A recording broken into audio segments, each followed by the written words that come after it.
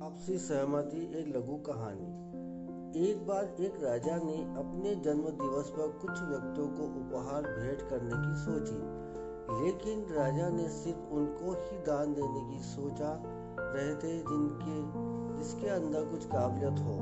वास्तव में राजा अपने जनों की आपसी समझ और एकता की परख करना चाहते थे। राजा के एक मंत्री ने राजा को एक उपाय सुझाया।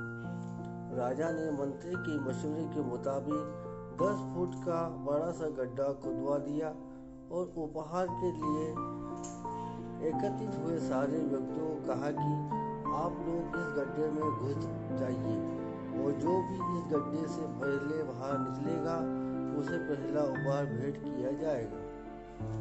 एक एक करके सारे व्यक्ति गड्ढे में घुस गए। अब राजा ने उनको गड्ढे से बाहर आकर उपहार लेने के लिए कहा।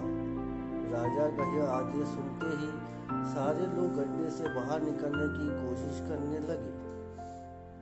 गड्ढा 10 फुट गहरा था, इसलिए निकलना आसान नहीं था। गड्ढे से बाहर निकलने की होड़ मची हुई थी। हर कोई अपनी पूरी कोशिश कर रहा था। उस गड्ढे से बाहर निकलने की हर व्यक्ति उपहार पाना चाहता था। जो भी व्यक्ति उससे बाहर निकलने की कोशिश करता, दूसरा उसका पैर पकड़कर नीचे खींच लेता। जब भी कोई दूसरा बाहर निकलने की कोशिश करता, तीसरा उसका पैर पकड़ के खींच लेता, क्योंकि कोई यह नहीं चाहता था कि कोई और पहला उपहार प्राप्त करे। इस प्रकार खींचाखींची में कोई भी व्यक्ति उस गड्ढे से बाहर निकल नहीं पाया। राजा ने सैनिकों को आदेश देकर सबको बाहर निकलवाया।